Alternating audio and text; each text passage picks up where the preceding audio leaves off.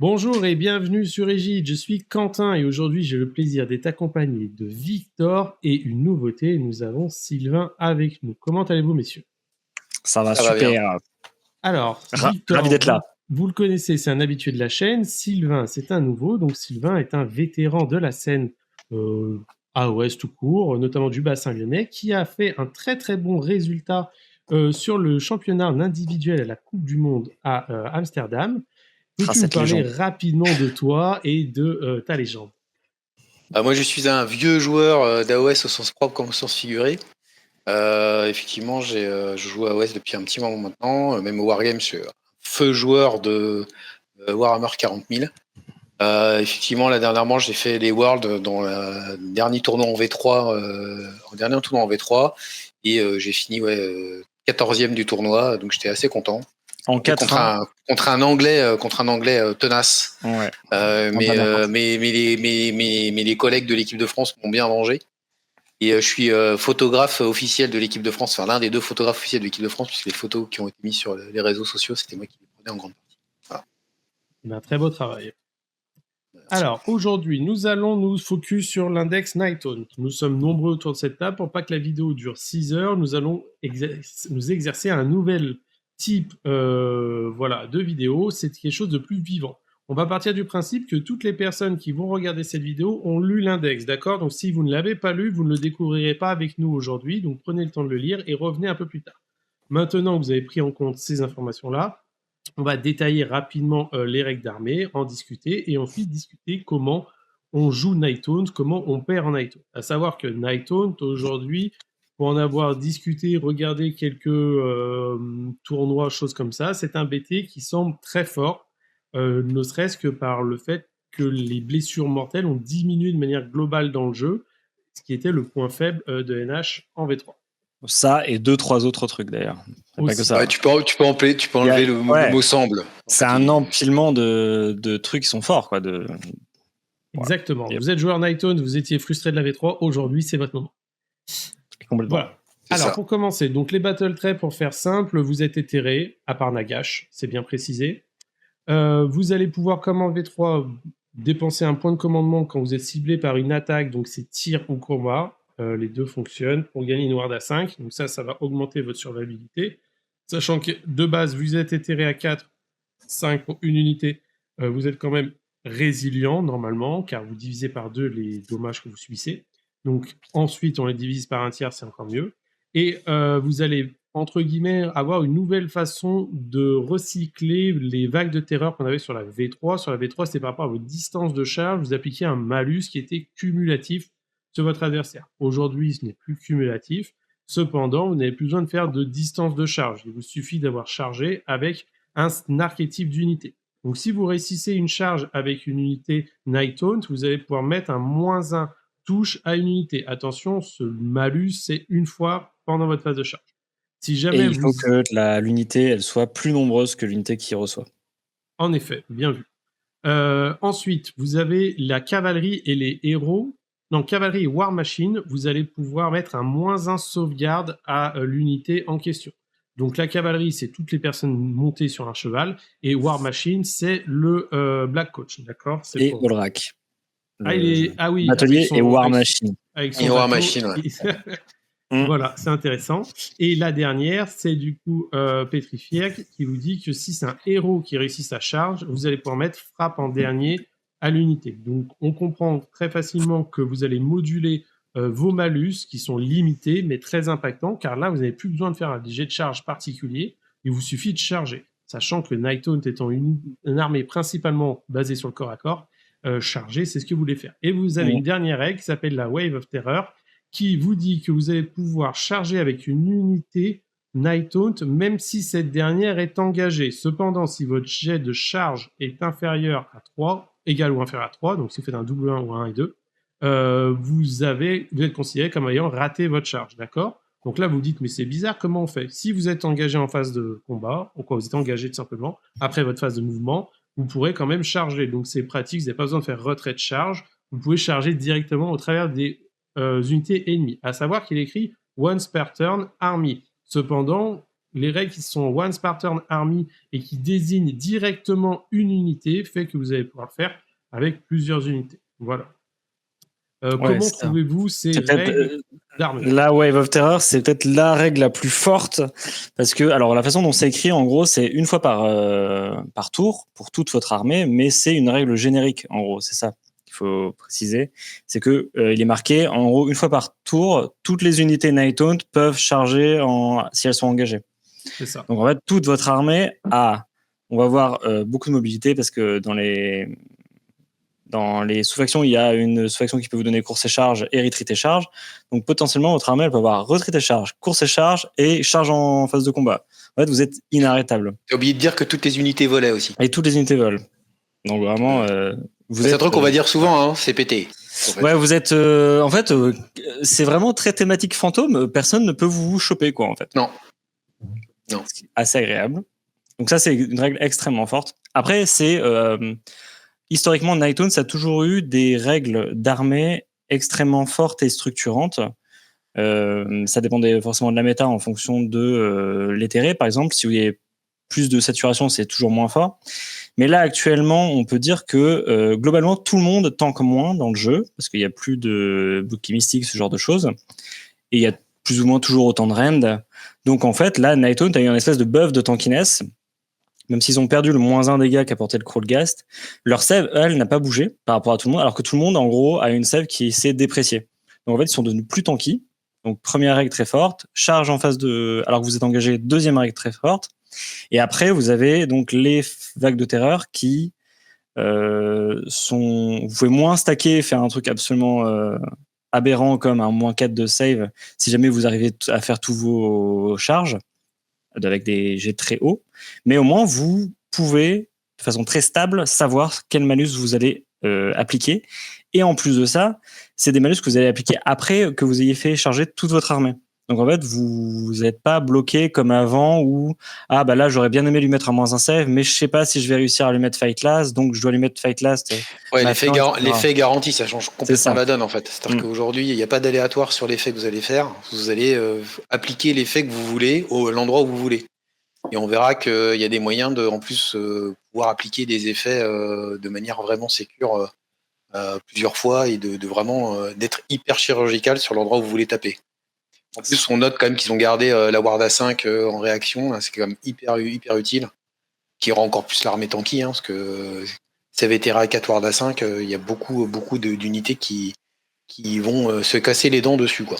Exactement. Après, je trouve que la Ward A5 a perdu un peu de sa superbe, non pas parce que l'ordre est moins fort, c'est mythe l'inverse, mais c'est juste parce qu'on a moins de PC, et du coup, forcément, on faut choisir. On peut pas le faire par complaisance, quoi. Faut vraiment le faire uniquement quand c'est hyper impactant. C'est clair. Tout à fait. Donc, on voit en effet que vous avez une meilleure maîtrise de vos debuffs sur votre adversaire. Moi, j'ai beaucoup joué contre Nighthaunt. Je suis heureux de me dire je vais pas me pouvoir me prendre -4, -5 de save sur mon pack de dragon renforcé qui passait d'une save à 1 à save à 7, quoi. Alors, si t'es heureux de jouer contre Nighthaunt... Alors, en fait, c'est ça le truc, c'est que tu vas toujours avoir le même résultat, mais c'est juste que ton pack de dragon ne peut plus être en save à 1. Donc en fait, t'as pas le stacking de save, le Mystic Shield, tout ça, etc. Voilà, donc en fait, mais mon dragon sera maximum en save à 4, alors qu'à l'époque, j'étais en save à 1 et je passais en save à 7. Non, tu pourrais être en save à 5, tu vois. Parce que les unités ont quand même de la reine de base. Ils ont quand même de la reine de base, donc tu vas quand même effectivement avoir des... Mais voilà. Par contre, ce qui est bien, en effet, c'est qu'en tant que joueur Nighthaunt, vous savez que vous avez juste besoin de charger et vous mettrez vos malus, sachant qu'en plus, tout se fait à la manière que le joueur souhaite. Donc, vous faites toutes vos charges et vous appliquez vos Aura of Dread. Après, vous n'avez pas besoin de le faire au moment où vous chargez.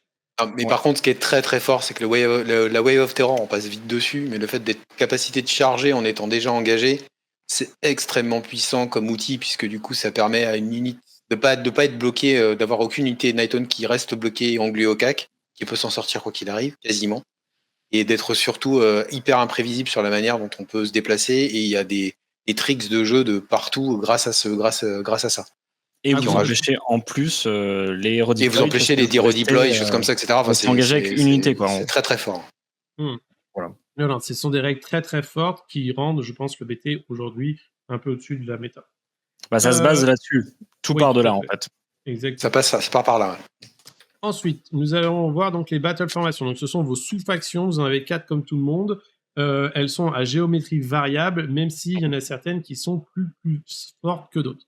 Donc, la première vous dit que pendant votre phase de mouvement, vous allez pouvoir One Spartan Army. Donc là, ça sera qu'une seule fois. Une unité, donc Night Hunt. Pique, unité. Non, tu pourras le faire avec toutes les unités Night Hunt. C'est juste que vous avez le mot-clé corps, donc vous ne pourrez pas bouger après. C'est un setup. En fait, retirer une unité du champ de bataille et le repositionner où vous voulez. Donc, vous allez. Il ne faut pas être en combat. Mais il ne faut pas être en combat. Bon, juste là pour le truc, c'est Shell et Séraphon, hein, où des mecs doivent faire la même chose en étant à distance d'un wizard sur du 3+. Là, il n'y a pas de 3+. Par contre, c'est que une seule unité. Oui, par contre, là, contrairement, en fait, la différence avec Way of Terror, c'est toutes les unités amies Night Hunt, au pluriel. Et là, c'est pick friendly. Ouais, donc c'est une seule unité. Mais une TP, c'est quand même extrêmement fort. Ça peut vous repiquer un objet, etc.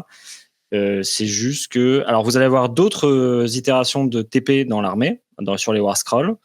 Est-ce que vous avez besoin d'en avoir encore plus? Je sais pas. Vous avez déjà beaucoup de mobilité, etc. Donc, c'est une règle très forte. Ce qui est assez dingue, c'est que ça, on considère ça comme bien, mais qu'il y a mieux après. Ouais, c'est ça qui est fort. Mais c'est très fort. À savoir que vous avez beaucoup de BT qui ont, comme a dit Sylvain, des FEP. Cependant, c'est souvent sur du 3+, ou sous condition. Là, c'est vraiment, il n'y a aucune condition. Donc, c'est malgré tout une bonne règle. La deuxième... mais dans les autres BT, le TP est aussi un mouvement corps. Donc, eux, ils peuvent le rater et en plus ne peuvent pas bouger après. Exactement. Là, vous ne pouvez pas le rater. C'est ça. La deuxième, donc c'est Vengeful Malison qui vous dit One Spartan Army, donc à la fin, en phase violette, une fois par armée, vous choisissez 3 unités ennemies héros qui sont à 12 pas de votre héros Night Hunt, et sur 2+, vous faites des 3 blessures mortelles. Celle-ci, je la trouve un peu compliquée, parce qu'il faut que votre héros soit à 12 pas de un ou plusieurs héros Night Hunt pour faire des 3 blessures mortelles. Bon. C'est surtout aussi le timing qui est un peu tard, en fait, dans le tour. Ouais, c'est la plus claquée au sol, surtout, en fait. Hein. On va se le dire. Hein. On va se mentir. Celle-là, il y avait l'équivalent à l'époque en V3, mais il n'y avait pas de distance, il n'y a pas de notion de distance. Ça se faisait sur toute la table. Là, il y a les 12 pas, 3,5 héros. Enfin bon, c'est hyper situationnel, quoi. Ce genre de truc. Compliqué. Ensuite, la suivante, vous avez Deathstalker. Donc celle-ci, c'est sûrement la meilleure parce qu'elle est trop forte de base. En fait, toute votre armée gagne course et charge ou retraite et charge. Ce qui rend la mobilité des Night Hunt qui de base sont de 8 à 9, 16. Quoi. C'est, en plus, ils se prennent pas de BM en retreat. Alors ça, c'est assez classique dans la plupart des trucs qui ont retreat et charge. Il y a dans la règle et vous ne prenez pas de dégâts. Mais vous pouvez retreat et prendre des dégâts. Par contre, vous ne pouvez pas tirer, hein. Attention. Oui, c'est retreat et charge. Attention. Retreat et tir. Après, vous n'avez pas énormément de tirs non plus, quoi. C'est globalement 95% aujourd'hui des gens qui jouent Night Hunt jouent ça. Hein. C'est trop fort. Ouais. C'est tellement confortable en fait. Tu fais ce que tu as l'impression de faire ce que tu veux sur le board et bon bah. Combiné à la Way of Terror en plus, c'est ça. Même à la limite, c'est même limite trop quoi. On va peut-être se poser la question à un moment donné de se dire on a besoin de tout ça, mais. Franchement, parce que vous avez dans beaucoup de BT la possibilité d'avoir course et charge sous condition. Donc c'est souvent soit entièrement à 12 d'un héros, soit c'est que certains mots-clés, soit vous devez donner un 6 à votre adversaire. Exactement. Donc c'est beaucoup de setup. Là, il n'y a rien, quoi. C'est toute votre armée qui se charge. Ça serait par exemple que la cavalerie, vous serez obligé de jouer que de la cavalerie, que les War Machines, quoi que ce soit. Non, là c'est Night Hunt. Donc à savoir que Nagash étant Night Hunt, lui aussi il bénéficie de la course et charge. Et il applique aussi les Wave of Terror. Exactement. Et la dernière, la procession de la mort, qui vous dit que les unités Night Hunt infanterie, donc attention, c'est vraiment limité à infanterie, ont une ward à 5 quand ils sont entièrement à 6 d'un Black Coach. Ça peut sembler très bien, cependant, le Black Coach aujourd'hui n'a plus de ward à 4, ni de ward à 5, il est en ward à 6, donc lui ne bénéficie pas de la ward à 5. Et finalement, est-ce que là, entièrement à 6, c'est pas trop court pour avoir une ward à 5 sur de l'infanterie? Moi, je trouve ça un peu boiteux. C'est vraiment trop court. En fait, t'as envie d'être un peu mobile en Night Hunt, là, c'est vraiment très, très contraignant, quoi. Après, le Black Coach le TP toujours, hein, mais bon, effectivement, c'est... Oui, mais bon. C'est... Ouais... C'est séduisant, mais il y a on se dit que potentiellement des choses à faire, mais quand on le manipule, c'est quand même pas évident. Ouais. Le Wally Within 6, c'est pas facile à manipuler. Mais on verra peut-être des listes qui vont s'amuser à faire des trucs comme ça, mais ce sera juste pour s'amuser. Après, ce qu'on peut peut-être dire dès maintenant, c'est que là, on parle d'index, qui sont des PDF disponibles, qui peuvent donc être modifiés très facilement sans avoir le problème de oui, mais les gens ont acheté leurs règles, etc. On ne sait pas encore comment Games Workshop va équilibrer toute la version, en tout cas pendant ses premières étapes.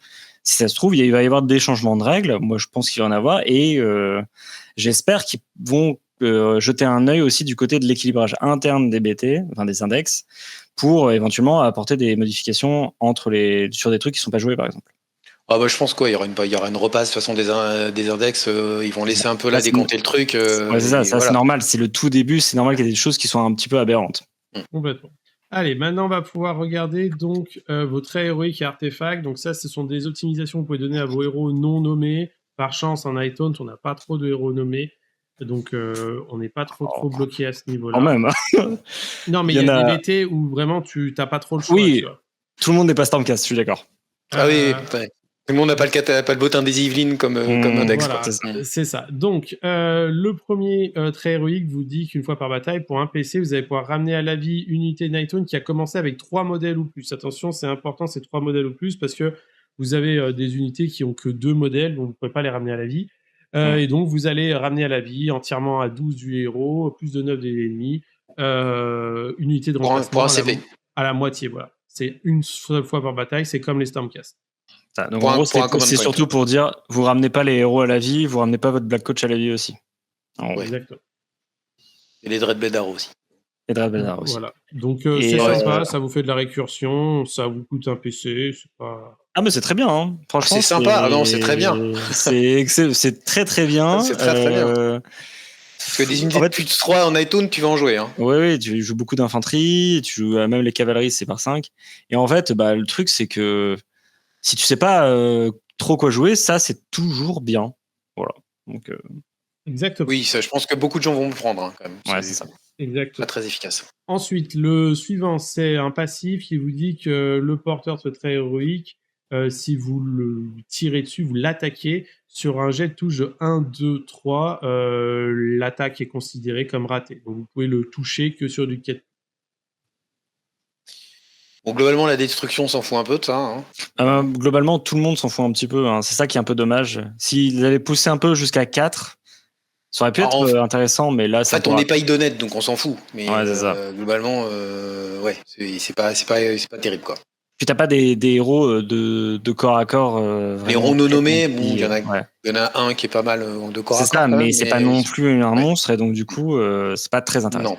Exactement. Et le dernier vous dit que Aura of Dread, donc c'est la capacité que vous avez à appliquer des malus quand vous chargez à votre adversaire, peut être utilisée une deuxième fois par le porteur si jamais elle a déjà été utilisée une première fois. Donc c'est entre guillemets la possibilité d'augmenter les malus que vous allez mettre à votre adversaire. Alors du coup, tu peux pas faire 2 fois moins un save sur la même unité. Tu peux pas mettre moins 2 save avec ça. Mais je sais pas si tu peux pas mettre moins un save à 2 unités. Non, c'est du coup c'est intéressant que sur un perso. Le cavalier. Le chevalier de Shroud sur Ethereal son truc. Ce n'est intéressant que sur lui parce qu'il n'y a que lui qui est pas nommé et cavalier et héros. Parce que sinon tu dois être plus nombreux que l'unité en face et du coup en héros tu ne peux jamais l'être. Donc si c'est le cas, ça n'est utile que sur un héros. C'est ça. Et c'est situationnel. C'est ça. C'est bien, enfin, ouais, c'est quand même bien sur l'Ethereal Seed. Mais... Quand t'en joues un, tu vas te poser la question quand même. Ouais, c'est vrai. Mais si t'en joues pas, tu prendras le PC, c'est plus facile à rester. Oui, c'est sûr. Sûr et certain. Ensuite, pour les Arthos, donc nous avons Light Shard of Harvest qui se fait once par battle en phase de combat.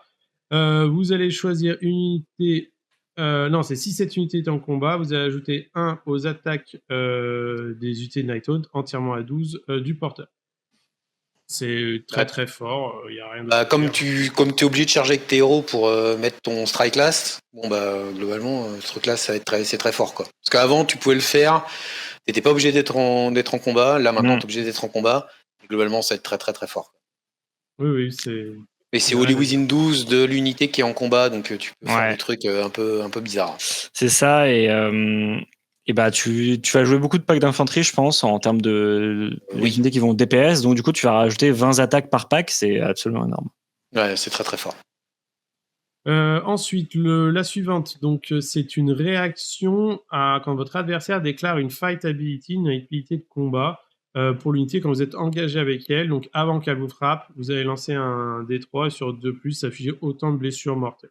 Sur le papier, ça s'entend, c'est pas déconnant. Après, le problème, c'est que ça demande que votre héros soit engagé sur au moins 5 phases de combat pour que ça soit vraiment pertinent.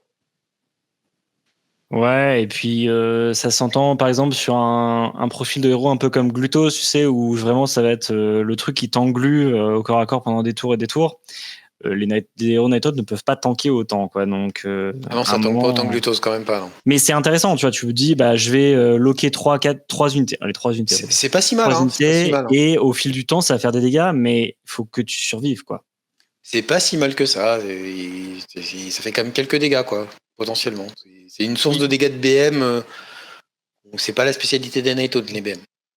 Après, à savoir que c'est une réaction au moment où votre adversaire déclare une fight ability, ça ne dit pas que ça doit cibler votre héros. Donc si par exemple il tape sur les unités à côté, il suffit d'être engagé, mais voilà. Oui, mais comme maintenant tout le monde tape à 3 pas, c'est plus dangereux quand même pour les héros. Ouais, c'est clair. Et la dernière, Soulfire Ring, qui se fait en phase violette, il vous dit que si un modèle a été tué par le porteur de l'artefact, vous soignez D6. Donc c'est très très bien sur un Night of Shroud, un Ethereal Seed, parce qu'il a 7 points de vie. Sur les copains, bon, ouais, il soigne déjà en plus. Bon, bref. Globalement, on s'en fout un peu. Hein. On est d'accord. Surtout c'est à la fin des Knitter, bon, bref. Ouais, c'est ça. Ensuite, le spell lore. Donc là, tous vos sorciers bénéficient de ça. Les sorts sont 6, 7, 6, donc c'est acceptable. On n'a aucun bonus au casse en Night Hunt à part Nagash. Donc on a besoin d'avoir des sorts. Il peut y avoir Ray Kenor qui se donne des bonus. Oui, sous condition. Du coup, on a besoin d'avoir des sorts qui ne se lancent pas sur les grosses sorts portées. C'est vrai. Donc, Shade Mist, c'est le sort Unlimited que tous vos sorciers vont pouvoir lancer. Vous allez pouvoir choisir une unité Night Hunt qui a 3 modèles ou plus. Attention, c'est important, vous ne pouvez pas le faire sur les héros. Et qui est entièrement à 12 du lanceur. Et du coup, vous avez -1 pour blesser cette cible. Sort de la V3 qui existait déjà, qui est très très bon. On est content de l'avoir. Au tir et au corps à corps. À noter que c'est Unlimited. Ouais. Tu peux le faire sur 2 unités. Je pense que tous tes sorciers vont le lancer. Ah bah ça, oui. Parce que c'est déjà que t'es tanky avec ta ward assist, ta save à 4. T'as le -1 touche, là tu vas avoir le -1 blaze, donc tu mets -1 touche, -1 blaze sur une unité globalement. Non, c'est très bien. Ouais, tout à fait. Bref. Ensuite, le Spirit Drain, donc c'est une unité ennemie à 18 pouces, et du coup, vous allez lancer autant de dés qu'il y a de modèles dans l'unité, et chaque 5+, c'est une blessure mortelle. Sur du 7, c'est correct, mais alors, ce qui est marrant, c'est qu'on s'en fout, mais à noter que c'est sur du 5+, le sort des Soul Blight, c'est sur du 6, hein, c'est ça? Ouais. Sur du 6, ouais. Soul Blight, c'est bon, chier. Et Cruelty, même sur du 6. Ouais, mais tu le feras jamais. Non, mais tu le feras pas. Enfin, après, c'est situationnel. Tu vas peut-être à un moment donné sur certaines. En tout cas, c'est bien d'avoir ça dans. Tu connais le sort, donc en fonction. Et le suivant, Spectral Lust, donc c'est une unité Night Hunt entièrement à 12, et donc là, vous allez remonter D6 caractéristiques de points de vie sur la cible. Donc c'était le sort que possédait le Guardian of Soul. C'est ça. Mais il devait le lancer à 24 à l'époque. Ouais, mais en tout cas, c'est bien que tous vos héros le connaissent parce que vous n'avez plus besoin de ce mec-là pour faire ça.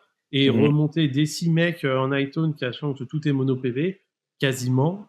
Attention, je trouve ça vraiment très très bien. Quoi. En fait, c'est pas mal pour les soigner en phase de. En fait, remonter en phase de héros quand t'es engagé au corps à corps, du coup, tu peux pas rally, quoi. Mais c'est toujours. Sachant que la limitation de portée de 12 pas, sachant que tes héros vont maintenant être utilisés pour mettre des strike-là, des trucs comme ça, donc ils vont quand même pas être loin des combats, quoi. Ouais. Non, c'est bien. C'est super, c'est très très bien. C'est situationnel, mais c'est très bien de l'avoir. C'est sans doute le deuxième sort que tu lanceras. Sûrement. Surtout, vous pouvez le lancer en phase de héros ennemi pour pouvoir soigner. Exactement. Alors, pour les manifestations, donc vous avez un domaine de manifestation Night Hunt pour les 3 sorts persistants. Les 3 se lancent sur du 6. Les sorts persistants seront tous sous la même contrainte, c'est-à-dire que ceux qui n'ont pas de mouvement, c'est entièrement à 12 du porteur et visible, du lanceur est visible, et celui-là qui a du mouvement, la faux, c'est entièrement à 9 du lanceur et à plus de 9 des adversaires parce que c'est un setup, d'accord? Donc on va regarder rapidement ça. Le terminal Nexus qui soignait et mettait des blessures mortelles anciennement, ça se finit. aujourd'hui va avoir une fonction différente car c'est sur un 2+, vous allez pouvoir choisir une unité Night Taunt à 3 pouces et lui donner plus un course, plus un charge ou le soigner de 3 en flat. Il ne bouge pas, donc il faut bien le positionner. Ouais, mais bon. En fait, globalement, donc du coup, ce qui est très con, c'est que les manifestations Night Taunt ne sont pas des unités Night Taunt, donc elles ne sont pas éthérées, donc elles ont une save comme tout le monde. Ça, c'est un peu con. Globalement, actuellement, les manifestations, enfin les ex-sorts persistants sont un peu un problème dans le jeu, mais il va y avoir des changements à ce niveau-là. On ne sait pas trop comment ça va évoluer, mais du coup, il faut prendre les War Scrolls un peu hors sol, quoi, et savoir est-ce que c'est vrai, est-ce que c'est bon intrinsèquement ou pas, parce que on sait pas trop comment l'équilibrage des manifestations va se faire dans le futur, quoi. En fait, la question que tu vas te poser, c'est est-ce que tu prends la manifestation lore des Night Taunt ou tu vas chercher une manifestation lore ailleurs, quoi. Générique, ouais. Générique. C'est surtout ça la question que tu vas te poser. Et est-ce que parmi les sorts Night Taunt là qu'on a là, est-ce qu'il y en a vraiment un qui te dit il faut vraiment absolument que je joue ça? Je suis pas certain. Globalement, déjà celui-là est sympa. Celui-là il est bien. Tu le mets. Plus un course et un charge sur une armée qui a course et charge, si tu prends la bonne faction. Ou même un heal de 3. Genre, tu sais, tu le laisses là parce que t'as pas envie de le dispel tout de suite, ça te coûte un sort, t'as pas envie. T'as pas tant de sorts que ça, en fait, en Night Taunt, c'est ça le problème.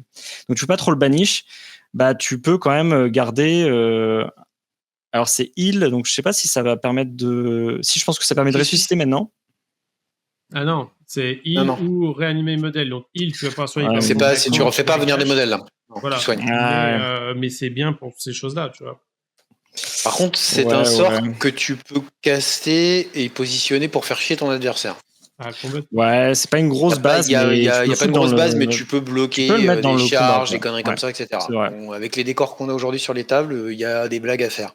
Ça se lance à 6, donc bon. À la phase adverse, sur un 7, tu peux faire un truc, tu peux faire une blagounette, quoi. C'est vrai. Puis c'est un Nagash, ça passe auto, quoi. Ouais. Vraiment, ensuite, nous avons le Volt. Donc là, c'est le sort persistant tout moche avec le coffret et les têtes de fantômes qui sortent. Qui vous dit qu'à chaque fois qu'un modèle va être tué à 12 pouces de cette manifestation, vous allez stocker des tokens et à 6, vous allez pouvoir consommer ces tokens-là et du coup faire un roll dice en face violette, attention. Sur chaque 3+, c'est une BM à toutes les unités à 6 pas. Non, sur chaque 3+, c'est le 3+, le nombre de mortal wounds. Mais c'est un 3+, un D6, quoi. Moi, ça, c'est mon rêve, ça. Je rêvais en V3 d'avoir un effet comme ça. C'était le setup en V3 était impossible à faire. Et donc là, c'est faisable. Je trouve la portée de lancer un peu courte parce que en fait, tu vas le lancer plus ou moins quand tu es déjà au corps à corps avec ton ennemi. Mais ce qui est cool, c'est qu'il n'a pas de mouvement, donc tu peux le mettre vraiment près. 2, quand ça explose, ça ne tape pas tes unités, donc tu peux le mettre derrière tes unités. C'est possible. Après, la portée 6, c'est un peu court, quoi. Mais bon. Et après, bah, ça peut. Je pense que ça fait plus peur à ton adversaire que ça va lui faire de dégâts. Mais franchement, c'est rigolo. Après, notez quand même qu'il est chiant à bannir. Oui, 8+. Quand même pour le bannir, quand même. C'est quand même un peu pénible. Oui, mais ton adversaire, il peut le buter, tu vois. Non, mais voilà, en fait, le gros sujet, c'est que ton adversaire a quand même le pouvoir de se débarrasser de ce machin-là. 6 points de vie, ward à 6, save à 4, c'est pas non plus indestructible, quoi. Ouais, c'est le problème. Trop triste. On peut le comparer aux Malévolantes qui lui bougent, mais que tu peux pas placer aussi. Voilà. C'est ça. Et le truc, c'est les dégâts, c'est end of turn. Et puis. Il faut qu'il survive quand. Faut que tu arrives à le faire survivre. En vrai, 5 figurines amies ou ennemies qui meurent dans les 12, c'est faisable. Les yeux fermés. Ouais, des modèles, oui. Mais il faut ennemis, oui. Mais il faut qu'il t'arrive à le faire survivre et bon, ton adversaire. Après, ça peut être aussi juste le truc que tu fous dans l'armée ennemie. Tu dis, bah, si tu ne le. Ou tu tapes dessus ou tu tapes mes unités, mais si tu le tues pas, fais gaffe, quoi. Comme on a moins en moins d'unités sur les tables, effectivement, ça oblige de mettre des attaques dessus et de le sortir. Et s'il se rate, c'est le drame, tout ça. Ouais, voilà. Il y a un monde où. Il y a un monde où. Voilà. Il y a un monde où il peut faire un truc. Ça peut faire des choses, c'est marrant, mais c'est un peu plus compliqué. À voir à l'usage, en fait. Voilà, c'est ça. Et donc le dernier, c'est la faux, Nighttone qui bouge de 8, celle-ci, et donc il y a une attaque en 3-2, moins de 4, et si jamais elle a chargé, elle passe à 3 attaques. C'est pas mal, 3 attaques, dégâts, raid moins 2, dégâts 4. Pourquoi pas? Moi, je trouve ça plutôt bien. Parce Ouais, que ça tape. Hein. déjà, ça peut faire une surprise en termes de dégâts, mais surtout, ça a un énorme cul, donc ça fait un très très gros bloquant. Alors certes, comme ça bouge, tu dois le mettre un peu loin du mec, mais en termes défensifs, c'est pas mal. Et en plus de ça, ce n'est plus obligé de bouger dans l'axe de la faux comme avant. Maintenant, ça, tu bouges un peu comme tu veux. Donc vraiment, c'est plus confortable à utiliser. Ouais. Après, le problème, ce que je disais au préalable, c'est que je pense qu'on va se poser la question par rapport à d'autres manifestations qu'on peut jouer. Ah bah ça, c'est sûr. Et que quand tu fais les comparaisons, notamment la morbide conjuration, Ouais, actuellement, globalement, oui. tu vas retrouver sensiblement des choses qui font un peu dans le même Oui, genre, quoi, avec ouais, par exemple, Riptide, tous ceux qui nous le regardent Riptide, n'ont le pas Malévolent, forcément comme tout ça. acheté, tu vois. Ils ont peut-être Non, juste bien sûr. Et on n'a pas énormément de sorciers. On n'a pas énormément de sorciers. C'est vrai qu'ils sont jouables. Et on n'a pas énormément de sorciers pour lancer ce sort-là. Et on a vu qu'il y avait comme déjà 2 sorts que tu as envie de faire assez régulièrement en phase de magie. Donc, non, mais là, tu vois, genre tous les sorts persistants sont jouables. On a vu des artefacts qui sont pas jouables là, tu vois. Ça sert à rien. Par rapport à d'autres, par rapport à d'autres index, c'est clair que là, les sorts persistants sont jouables. Pour le coup, il n'y a pas de truc acheté. Les 3 sont jouables. On pense aussi Vanette. Voilà. On pense fort à eux. Très bien. Donc maintenant qu'on a vu les sorts persistants, on va se concentrer sur Nighthaunt, les profils, les héros, comment on joue, comment on gagne, comment on perd. Première question, on commence avec Nagash. Est-ce que pour vous, Nagash en Nighthaunt s'intègre facilement ou pas? Pour faire simple, Nagash est le sorcier de niveau 9 plus 2 au lancement de sort et il peut ramener à la vie une unité une fois complètement dans la partie et il peut distribuer des wards à 5 ou des BM, ou des BM par-ci par-là. Pour faire ça. Et il peut plus miscast. Enfin, la première fois qu'il miscast, il miscast. Il perd son plus de lancement, mais. Ouais, mais tu ne t'arrêtes pas à ton premier sort parce que tu as fait complètement. Il ne peut plus miscast. Il est en save à 3 18 PV et dans une méta où tu dans une méta où tu balances des sorts persistants dans tous les sens, tu dois en bannir dans tous les sens aussi. Franchement, il est très bien. Maintenant, il est moins cher. Il est moins cher aussi parce que les sorts persistants que tu étais obligé de prendre avec lui à chaque fois, genre le portail, ce genre de choses, ils sont gratuits. Donc ça aussi, c'est un coût que tu ne payes plus. Donc franchement, être moins cher dans un jeu où tout a pris en coût, bah c'est intéressant. Alors, ce qui est fort avec Nagash, c'est sa capacité à lancer des sorts au tour adverse en fait. Ce qu'on va retrouver avec Kéros, qu'on va retrouver avec tous les gros magiciens du jeu, et avec un bon choix de manifestation, ça devient excellent en fait. Il est excellent Nagash intrinsèquement. Après, est-ce qu'il est il s'allie bien avec le reste du Nighthaunt. Oui et non. On va voir qu'il prend quand même beaucoup de place quand même. Hein, et du coup après, je pense qu'il y aura des listes. Il y a des gens qui vont jouer à Nagash en Nighthaunt. Je pense que c'est à peu près certain. Mais il faut l'envisager. Il faut faire une liste qui tourne un peu autour et c'est vraiment à réfléchir. Et lui, intrinsèquement, le Nagash est super. C'est un super sorcier quoi. Et les sorciers en ce moment c'est très fort. C'est ça.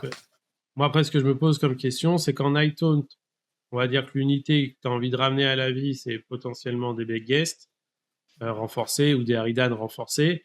Et c'est des unités qui ne coûtent pas non plus 200, 250 points, tu vois. Donc, après, moi, je me pose la question, parce que tu la ramènes full. Est-ce que si tu prends le trait de commandement où tu ramènes... non, ta question, c'est non. Tu peux pas ramener 2 fois les unités. Ah, c'est nul. Bien essayé, mais non, mais en vrai, ça veut dire quand même que si tu as l'artefact et Nagash, tu as, on va dire, avec des Blade Guest, 2 packs de 20 Blade Guest, tu as 3 quarts qui remontent quand même. Et puis t'as le sort. Il connaît le sort aussi. Il va repopper des 6 figurines aussi. Oui, en plus. Donc non, Nagash, mais s'ils se font one shot, il y en a quand même 3 quarts qui remontent sur 600 points de figurines. C'est quand même. Oui, il devient moins cher d'un coup, tu vois. Ouais, puis il soigne aussi, Nagash. Hein. Ouais. Donc, c'est vraiment une super bonne pièce. Hein. Nagash est incroyable dans le jeu.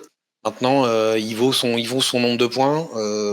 Quand tu le mets dans une armée, bon bah. Il y a moins de place. Tu construis ton armée autour de lui parce que sinon. Ouais. Ensuite, on passe du coup à Lady Holinder. Donc, Lady Holinder, elle est War Master, ce qui va vous permettre d'intégrer toute l'unité et toutes les figurines Nighthaunt. À savoir qu'aujourd'hui, si vous voulez jouer par exemple la cavalerie, vous êtes obligé de prendre des héros qui ont le mot-clé cavalerie, sinon ils sont bloqués Vous pouvez pas prendre par exemple un héros à pied, genre un Ken Brace, et jouer de la cavalerie. Lady Leader va vous permettre ça. Ouais. 300 points pour un sorcier de niveau 2 qui principalement va pouvoir réanimer des unités une fois par partie sur toute la table et qui, c'est quand même fort, réduit de 3 l'OC des unités à 12. Je sais pas si on la prend tout si. le temps. Si, tu vas la prendre, tu vas l'avoir souvent. Déjà, c'est un de tes sorciers niveau 2. Tu vas l'avoir souvent, ça c'est sûr. Tu vas l'avoir souvent. On va se poser la question si on la prend ou pas. Moi, sincèrement, je n'arrive pas à faire des listes sans, hein, mais s'il y en a qui arrivent, voilà. Save à 4, Ward à 4, bon, voilà. Réduit les OC, le contrôle des unités à 12 pas. Enfin, c'est quand même extrêmement fort. C'est extrêmement fort. Elle repop les unités une fois par partie des 3+3. C'était mieux que son D6 qui fait souvent son as. Hein, c'est ça. Voilà. Et puis son sort, mine de rien, est pas mal aussi. Hein. Clairement. Il a 18 lui, donc vraiment ça commence à devenir très loin pour la version actuelle. Ouais, et bon après, elle lance 2 sorts quoi. Donc on parlait de lancer 2 sorts par tour. Non mais on va l'avoir beaucoup et son tir est bon, comme d'habitude. Hein, tu fais ton as. Oui, voilà, mais c'est une bonne pièce synergisante. Ouais, moi je trouve extrêmement synergisante et puis c'est un sorcier de choix quoi. Donc, mais tu peux jouer sans. Mais tu peux jouer sans. Tu peux envisager des listes sans, c'est vrai. Mais je pense qu'on va l'avoir souvent quand même, surtout en fait son effet de soustraire 3 aux unités within 12 d'elle, c'est quand même ça rigole pas quand même au final. Complètement. Ensuite, on a Kurdos Valentine. Donc, Kurdos Valentine, lui, on l'avait jamais vraiment vu avant parce qu'il avait toujours des règles de merde, il combattait mal. Là, il combat un peu mieux. Cependant, il y a une règle qui est quand même très très forte qui vous dit que quand votre adversaire va utiliser un PC à 12 pouces de lui, sur 3+, le PC est consommé et l'ordre n'est pas distribué. Non, c'est plus ça. Bah, si. Ah non, il doit payer un point d'addition. Ouais, c'est ça. Il doit payer un de plus. Ce qui est moins con que dépenser un CP. Ce qui est moins con que je te le vole. Je te le vole. Voir tu fais pas ton. Voir tu fais pas ton. Et puis voir tu fais pas ton action non plus. Là bon là tu. Donc ça c'est un peu difficile à utiliser je trouve parce que la portée est courte, mais c'est quand même sympa d'un côté parce que maintenant il n'y a plus le délire de je suis un héros derrière qui donne l'ordre à devant et donc du coup tu peux pas me le choper etc. Ça c'était super chiant. Et en plus, maintenant, les CP, ça coûte vraiment très cher, quoi. Donc, comme c'est une fois par tour, c'est 2 fois par round, quoi. Et donc, si 2 fois par round, tu peux doubler, en gros, le coût. Mais c'est sur un 3+. Honnêtement, il vaut combien de points déjà, Kurdos ? 220. Voilà. 220, je pense que tu le verras jamais. Un peu cher. Il tape, 3+3+, serait de -2, dégâts 3. Mais il est pas nul, tu vois. Il est pas nul, mais. Il est pas honnêtement, il y a 10 fois mieux dans le but. Oui, mais c'est pas un Warscroll poubelle, tu vois, vraiment. Non, mais tu le verras en partie entre copains, quoi, tu vois. Ouais. T'as envie de garder tes amis, quoi, tu vois. Oui, mais c'est pas non plus genre, ok, je suis cool, je m'enlève 200 points de ma liste, tu vois. Il fait des trucs quand même, tu vois. Oui, il est pas inutile, mais oui, c'est pas un perso inutile. Mais bon, honnêtement, tu le verras très peu sur les tables. On se réveille pas la nuit avec lui. Ouais. Ensuite, on a du coup le droner avec son bateau là et sa pagaie là. 160 points. Lui, principalement, donc on a dit qu'il était War Machine, donc il peut appliquer comme le Black Coach le -1 save. Et il a la particularité qui est très importante, c'est qu'il va pouvoir en phase de mouvement, donc ça sert à rien en jouer plusieurs, c'est once par turn army. Et il s'est nommé en plus. Donc, se retirer lui-même du champ de bataille et une unité Night Haunt entièrement à 12. Mais au lieu de vous qui n'est pas dans le combat. Mais au lieu de vous set-up entièrement à 9 des adversaires, c'est entièrement à 6 de lui et à 7 pouces des adversaires. Donc, une charge à 7, c'est beaucoup plus facile qu'une charge à 9. Oui. Alors, sur le papier, il est exceptionnel. Hein. Alors que tu mets ça dans n'importe quel index de n'importe quelle armée, tout le monde va le jouer. En Night Haunt, où toutes tes unités se déplacent de 8, globalement, on va jouer course et charge, donc vont courir. Donc, tu as déjà une mobilité de dingo. Alors, c'est très fort d'arriver à 7, d'être set-up à 7. Sincèrement. Exceptionnel. La seule interrogation que j'ai, parce que j'ai pas encore joué, c'est est-ce que tu arrives à foutre un pack de 20 entièrement à 6 Oui. Oui. Ça rend Non, bien t'arrives à le faire. Si tu set up le truc, t'y Parce que arrives. moi, je me dis, avec les décors et tout, les différentes bulles. Non, t'arrives à le d'intervention, faire. Après, effectivement, t'as les décors qui t'emmerdent, mais voilà. Mais en gros, il est incroyable pour faire récupérer un objet dans tes fesses, machin, bidule, etc. Enfin, un truc où il y a des scénars avec 8 objets, hein, t'es content de l'avoir, machin, il fait des blagues. Mais globalement, l'armée Night Hunt, elle a déjà une mobilité de dingo. Il est exceptionnel, hein, sur le papier, il est vraiment génial. Mais il est pas très cher. dans l'index Night Hunt, tu vas vraiment te poser la question, quoi. Franchement, 160 points pour ça. Ah non, il est exceptionnel. Il donne le moins. Franchement, le fait qu'il soit à War Machine, c'est exceptionnel. Le fait qu'il prenne une unité avec lui, donc vraiment, genre, le mec, il peut rien faire sans faire des bulles de fou. On redéploie et ta charge à 7 passe à 9, passe à 10. C'est pas une erreur de l'inclure dans une liste. Honnêtement, hein, mais aujourd'hui, on va voir, il y a des trucs qui sont. Si tu veux faire des listes hyper compétitives, il y a mieux, quoi. Mais en fait, genre, le mec peut payer son PC. Tout ton plan de jeu ne repose pas là-dessus non plus, tu vois. Donc, non, c'est vrai. Il peut se rater. Ou alors, tu peux avoir Kurdos juste à côté qui dit bah ton redeploy coûte 2 fois plus, tac, et hop, voilà, le combo. Non, mais il y a des choses à faire. Mais dans l'armée Night Hunt, final, quand il y aura peut-être effectivement des facs, des errata, on le reverra, je pense. Parce que arriver à 7, c'est quand même. Un charge à 7, c'est quand même golden, quoi. Non, bon. Ensuite, nous avons donc Ray Connor. Donc là, Ray Connor, personnage nommé, vous pouvez pas custom. Anciennement, il trouvait pas trop sa place. Là, maintenant qu'il est en capacité d'augmenter son casting roll et son power level pour une BM, soit sur lui, soit sur un ennemi, je trouve que pour un sorcier... Alors, il faut 210 points. C'est cher, parce que c'est... t'es pas si cher que ça. Moi, je trouve pas cher, en fait. Hein. Franchement, pour tout ce qu'il fait... On vient de voir Lady Olinda qui en coûte 300 pour la même chose. Hein. Ouais, non, c'est niveau 2. Bah là, c'est un niveau 2 aussi, du coup. Elle peut le devenir. Ouais, mais attention, il faut noter qu'il est héros cavalier. Oui, ça aussi, ça c'est exceptionnel. Attention. Donc, il peut choisir le malus qu'il met. Il peut mettre un moins en save. Il sera classe si tu choisis, en fait, avec lui. Donc, il peut devenir sorcier niveau 2 avec un +1, contrairement à Olinda. Oui. C'est vraiment. Il peut fiabiliser tout. Non, il est vraiment très fort. Bon, il se fait une BM quand même. Il dégomme les prêtres et les magiciens. Et là, un prêtre ou un magicien, il laisse trop poutre. Hein. Donc on va en voir plein. Il est en +1 dégâts sur sa charge en plus, donc vraiment il le dégomme. Alors pas les gros trucs, hein, bien sûr, mais les petits prêtres et tout.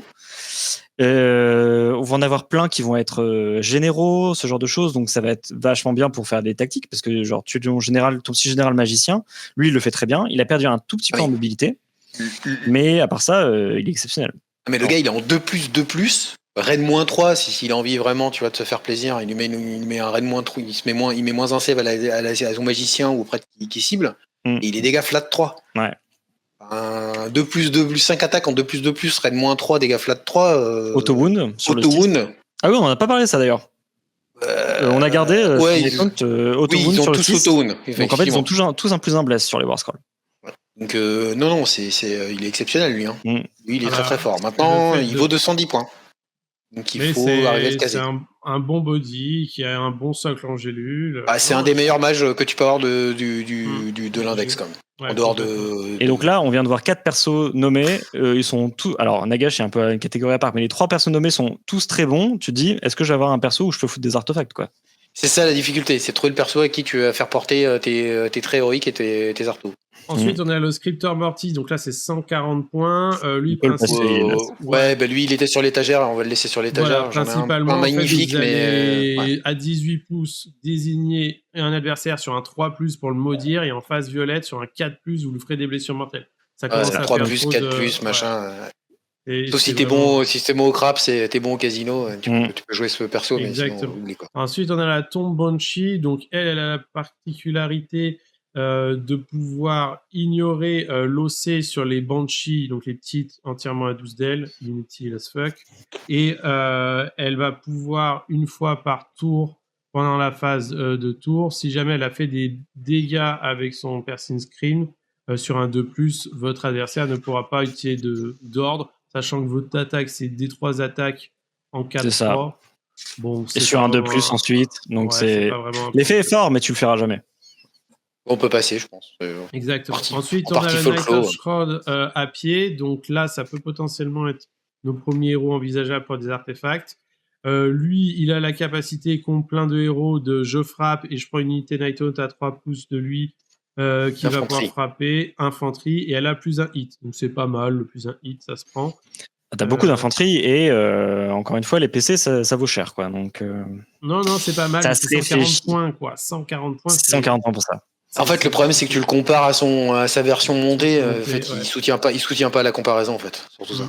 Et la version montée, c'est 180 points, donc 40 points de plus. Et donc, lui, il va pouvoir faire la même chose avec des War Machines ou de la cavalerie. Et il va donner aussi plus un touche. Les deux, ils partagent la À la règle. cavalerie. Et on va voir que la cavalerie, il y a deux unités de cavalerie qui sont bien Ouais, tout à dans fait. l'index. Ouais. Et ils partagent Mais la puis- règle Stolenauer qui fait que s'ils font des blessures, après avoir combattu, ils vont soigner du nombre de dégâts qu'ils ont infligés. Et même chose bien, que pour Aekenor, il est cavalier héros. Donc tu choisis le. Mais lui, il est pas nommé, donc tu peux en plus lui mettre les traits. Exactement. C'est là où tu peux te poser la question si tu lui mets le trait qui permet effectivement de faire les deux effets. Avec un héros, avec un personnage, tu peux mettre moins un save, strike last. Ensuite, Et si t'es vraiment pas confiant, tu peux lui mettre le truc qui lui fait soigner de D6. Il soigne déjà en tapant. Il crèvera pas. Ah, mais ouais, et puis. Tout à fait. Ensuite, on a du coup le Krulgas Crusader, c'est 150 points. Et lui, il était très très bien avant parce qu'il mettait moins un dégât entièrement à 12. Là, il fait juste la première blessure que vos unités vont subir pendant le tour pour chaque phase est annulée. Alors, on l'a beaucoup vu en V3. Là, en début de V4. V4, tu peux le ranger sur ton. Tu peux le laisser dans la boîte. Ouais. Sad. On a vu quelques listes tourner avec, mais je suis pas sûr. Je suis pas convaincu. Top, ouais. Mais peut-être qu'on rate un truc, hein. Mais je suis pas convaincu. Ensuite, on a Lord Executioner, c'est 150 Attends, points. t'as raté un mec. T'as raté comme le Kane Rice. T'as raté le petit Kane Rice. T'as raté Kevin. Non, je l'ai mis après. Tu gardes Kane. parce qu'en fait, il combotte avec les unités, du coup, j'ai mis. Bien joué. Ça, c'est de la production. Le mec, il a organisé. Exactement. Le Lord Executioner, donc c'est 150 points, donc c'est très cher. Par contre, c'est un héros qui va pouvoir tuer des héros, entre guillemets. Cependant, bon, ça fait 150 je suis pas d'accord, points, tu vois. Ah non, lui, il est bien. Hein. Vas-y. 150 points. Hein. Ouais, mais il suffit à lui-même. Hein. Il tape fort, hein, quand même, le garçon. Hein, il prend pas une pause parce qu'il peut être intégré dans un autre bataillon. C'est ça. Mais je trouve qu'il fait maximum 10 dégâts, donc il fait pas tant de dégâts que ça, en fait. C'est ça le problème. C'est que... Ah, mais il enlève une attaque. Il enlève une attaque, ça c'est bien. Sur un héros. Non. Si. C'est si. Non, c'est une unité ennemie. Ah oui, si les héros, il enlève du control score. Non, mais il est pas mal, hein. Il est pas mal. Non. Moi, mais après, il est pas mal. C'est son petit truc. Voilà, c'est un héros. Tu l'envoies au 4. Il a une ward à 5. Il a une ward à 5 native. Il a 5 PV, quoi, en fait. C'est ça le problème. Il est en 3+3+. Ouais, mais 3+3+, reine -2, dégâts 2. Oui. Anti-héros. Non, why not, hein. Il est pas affreux, il est pas affreux, quoi. Il y en a qui l'aiment beaucoup. Moi, je le trouve pas si mal que ça. Après, le truc, c'est qu'il est difficile à rentrer dans les listes, quoi. Ouais, je trouve, en fait, c'est comme, il est un peu mieux que Kurdos, mais pareil, tu te relèves pas la nuit. Non. Mais il y a des choses à faire, quoi, quand tu commences à lui mettre se customiser, donc c'est déjà ça. C'est vrai. Ensuite, on a le Guardian of Soul, donc lui qui était une légende du club parce qu'il donnait plus un bless entièrement à 12. Aujourd'hui, il le donne toujours. Cependant, il faut que cette unité soit engagée. Donc, il va falloir absolument que ce petit gars aille combattre, sinon vous n'aurez pas votre plus un bless. Ah, c'est là que ça devient moins fort, quoi, beaucoup moins fort. Parce que Ouais. vraiment d'envoyer ce type-là au CAC. Moi, je pense que oui. En vrai, vu comment tu jouais Nighthaunt en V3, de toute façon, au bout d'un moment... Alors, en V3, c'est parce que tu pouvais stacker les effets de charge. Donc, forcément, en fait, t'envoyais tes héros aussi pour faire des charges à 8 pour avoir des moins un save et de ça. Mais là, en fait, je pense que tu vas toujours l'envoyer quand même. C'est pareil. Hein. C'est juste que je pense que quand tu vas te faire charger, tu pourras moins facilement mettre le bonus. Moi, je suis pas convaincu par le personnage, parce que je trouve que effectivement, ce qui le rendait fort, c'était ce sort de War Scroll que tu as maintenant de base, qui était la rip-hop sur du D6. Tout le monde là. Ça reste un sorcier. C'est ton seul sorcier non générique. Voilà, on va dire que c'est le seul sorcier non générique, pas cher. On va dire ça comme ça. Pareil, il n'est pas mauvais. Moi, je trouve que sa capacité devient moins forte. Le fait qu'il soit obligé d'aller charger, ça l'expose. C'est un personnage qui est en mousse. Hein. Enfin, c'est Après, en même temps, même à l'époque, pour garder ta bulle de 12 du. T'arrivais à le faire, hein, sincèrement, à le mettre derrière. Non, t'arrivais à le faire. En jouant les bons joueurs Nighthawne, t'arrivais. Ah ouais, d'accord, ça marche. Ouais. Ok, c'est bien. T'étais pas obligé de le mettre au cac, franchement. Moi, je pense qu'on peut s'en passer même. Ouais. Ensuite, on a le Spirit of Tourment, donc le mec qui était Royal au bar, parce qu'en fait, il vous permettait de remonter des figurines à l'appel en fin de phase. Attends, juste avant, le Guardian, je pense que du coup, c'est un bon porteur de l'artefact plus une attaque en bulle. Parce que là aussi, tu dois être en combat. Engagé, ouais. Donc, du coup, ça combote bien, je trouve. Comparé à d'autres héros qu'on va voir après. Ça s'entend un peu mieux. Que tu préfères les laisser loin parce que c'est pour du rallye, ce genre de truc, tu vois. Donc le Spirit Tourment qui vous permettait donc de réanimer 3 modèles en phase rouge, en phase de combat anciennement. Aujourd'hui, il a perdu un peu de sa superbe parce que c'est 130 points et il vous dit que quand vous allez tirer le rallye, donc un point de commandement maintenant, c'est pas gratos, vous allez le faire avec 6 dés, vous allez le faire avec 9 dés. Je pense qu'on n'en verra plus du tout. Moi, je pense que ça se défend encore parce que Nighthawne, c'est que des unités d'infanterie à 1 PV, donc ça se rallie bien en fait. Donc, mais ça se rallie bien sans avoir besoin du personnage en fait. Ouais, c'est ça, t'as pas besoin de lui, quoi. C'est un point de vue. Mais lui, je le prends en général, tu vois, parce que il a pas un putain de une épée qui va au ciel ou une lanterne carrément sur son truc. Il est plus courbé et donc du coup, il se cache plus facilement. Ah d'accord. En général, c'est un gros couard en fait. Ah stratégique. Ouais, c'est le joueur Skaven qui ressort. Exactement. En fait. Ouais, c'est ça. Non mais en fait, je trouve il survit mieux que les autres. Parce que tu as quand même quelques unités dans la méta. Parce que maintenant, en fait, tu n'as plus les Spiritos qui te prennent les PV. Donc, du coup, tes héros ne survivent que parce qu'on peut pas leur tirer dessus à 12 pouces. Mais il y a certaines unités qui y arrivent, ou même par des sorts, etc. Et là, du coup, tu as besoin d'être non visible, ce genre de choses. Donc, il faut parfois penser à cacher tes héros. Ouais, moi, je pense que tu t'en verras pas beaucoup sur les tableaux. Peut-être. Et du coup, si vous prenez ce mec-là, il va falloir prendre les chaînes Gasp. Donc ça, c'est unité, c'est pas un héros, mais je l'ai mis ici parce qu'en fait, les chaînes Gasp vont vous donner plus un touche aux unités Nighthawne entièrement à 12 sur un 3+. Et si jamais vous avez le Spirit Tourment qui est sur le champ de bataille, ça sera sur un 2+. Entièrement à 12. Entièrement à 12 d'elle. Moi, je trouve que ça justifie du coup. Alors moi, je pense que si tu dois prendre quelqu'un, tu prends les chaînes Gaz tout seul pour ton 3+, plus un touche, et tu n'as pas besoin de l'autre qui commence à faire beaucoup pour pas grand-chose. Non, mais oui, mais les chaînes Gaz se justifient. Ah, ça s'entend, oui. Mais c'est un 3+. Parce que les coûts de oui, c'est le problème. Mais en gros, les PC coûtent tellement cher que non, mais on est joueur Nighthawne. Avec l'index qu'on a, on peut se passer de trucs où il faut jeter un 3+ pour faire un effet. Hein. Je pense. On n'a pas besoin de ça. C'est 100 points, ouais. Je pense. Et ensuite, on a le Kendrex, donc qui est le dernier héros qu'on va voir de la liste, qui, lui, a la particularité, c'est très très fort, que quand il est engagé, il donne plus un attaque au Grimghast Reaper entièrement à 12. Donc si vous jouez des Grimghast Reaper, plus une attaque, c'est très fort. Il peut prendre l'artefact plus une attaque, ça fait plus 2 attaques. Et il a un profil de combat correct. Ça dépend du War Scroll des Grimghast, du coup. Et il coûte quand même 130 points, par contre. C'est pas... Ouais, mais entre lui et un attention à pied, je préfère lui, tu vois. Oui, mais c'est... Avant, c'était genre 80 points. Maintenant, ça a bien augmenté, quand même. C'est ça. Donc, on va regarder les Grimghast juste derrière. Un PV save à 4, 2 attaques, 4-3, moins 1. En fait, tu peux faire un tir groupé parce que tu as 3 unités d'infanterie que tu vas regarder ensemble. Et qui sont vraiment très, très comparables. Qui font globalement, qui sont sur le même niveau d'utilisation. T'as les Grimghast Reaper, effectivement. Les Harridan et les Bloodghast. Et je trouve qu'avant, il y avait une certaine différenciation entre les unités. Alors, le problème, c'est qu'il y en avait une qui était meilleure que les autres. Mais et maintenant, c'est beaucoup plus resserré. Ça se vaut plus, tu vois. Bon, vous avez principalement façon les Grimghast qui, eux, vont critical hit sur du 5+, s'il y a 5 ou plus d'unités, de modèles dans l'unité.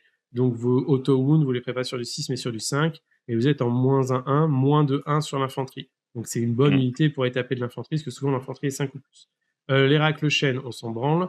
C'est des cordons pas chers. Les Bloodghast, vous êtes en 2 attaques, 3-3, -1. Vous passez à 3 attaques quand vous chargez, donc c'est votre meilleur fer de lance en soi.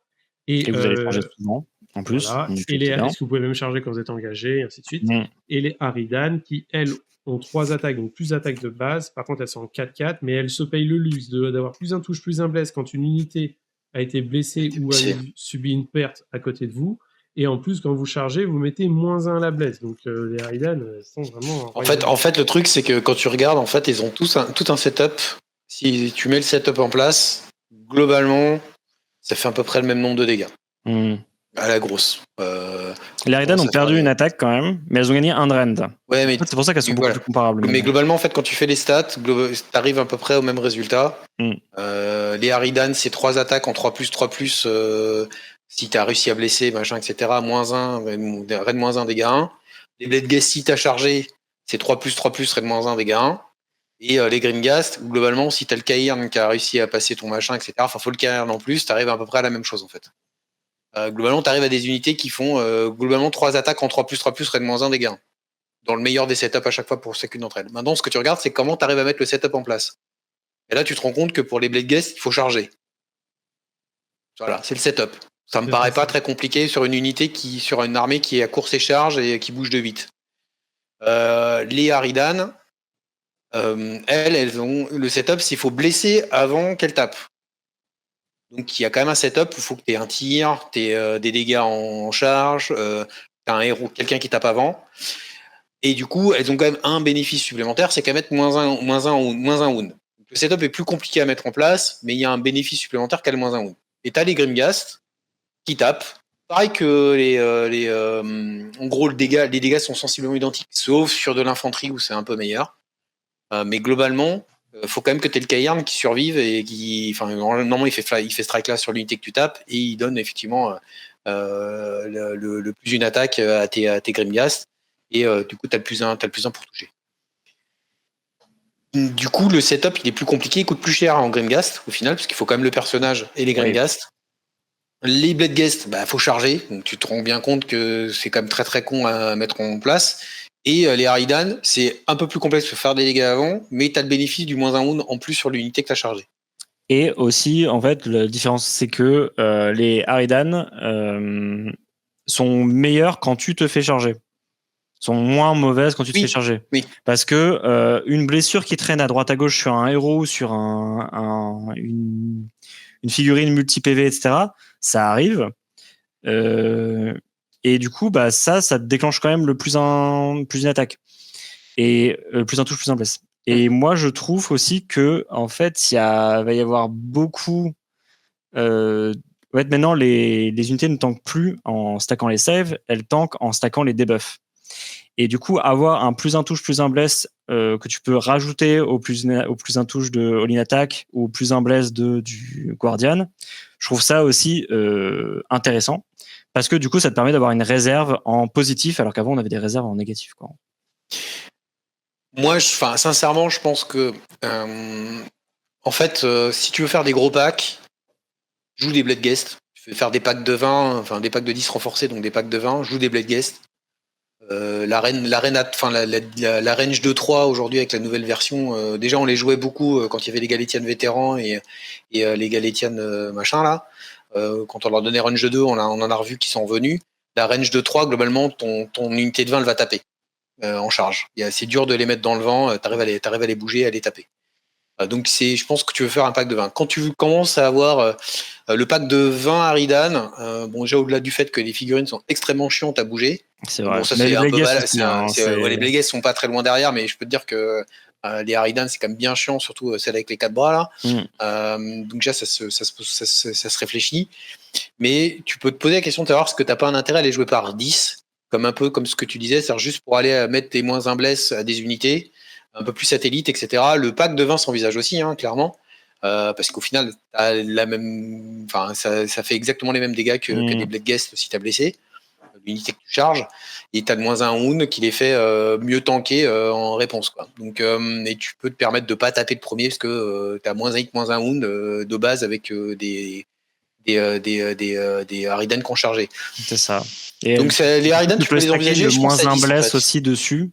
Le mec est en moins de bless, donc du coup il fait pas de dégâts. À -1, mais bon, globalement, Enfin, disons que ça se. le moins On peut pas stacker, ça reste à -1, mais du coup. Oui, mais du d'accord, coup- mais. Mais du Non, coup, c'est que du c'est coup, un passif et une unité peut pas être affectée par 2 passifs.